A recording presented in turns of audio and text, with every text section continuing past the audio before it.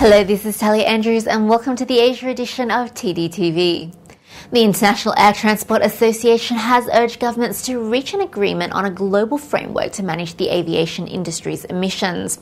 According to IATA's Director General and CEO Giovanni Bassani, the industry is united behind three targets.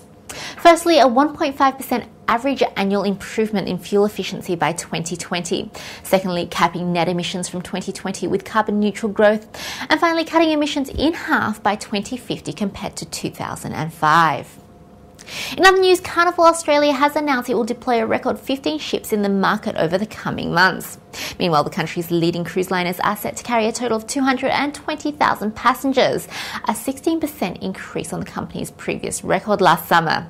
Carnival Australia's Senior Vice President Jenny Leary predicts that due to growing popularity in the last 5 years, the industry will continue to expand. Marriott has opened its 8th Courtyard by Marriott branded property in China. The 267-room Courtyard by Marriott Suzhou is located in the heart of Suzhou Industrial Park in eastern China's Jiangsu province. Facilities include Suzhou's highest indoor pool and gym, a Momo cafe and a Momo to-go snack bar.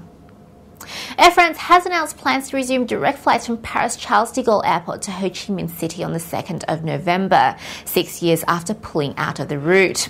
The French national carrier will offer 3 weekly flights on the route operated by Boeing 747-400 and Boeing 777-300ER aircraft. The new services will be in addition to the 2 weekly flights operated on the route in a code-share agreement with Vietnam Airlines.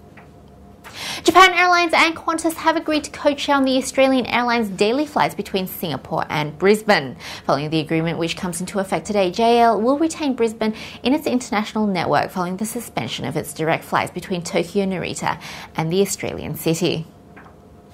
And finally, in today's news, Kiwi Collection's new website has won a Web Award from the Web Marketing Association for Outstanding Achievement in Web Design.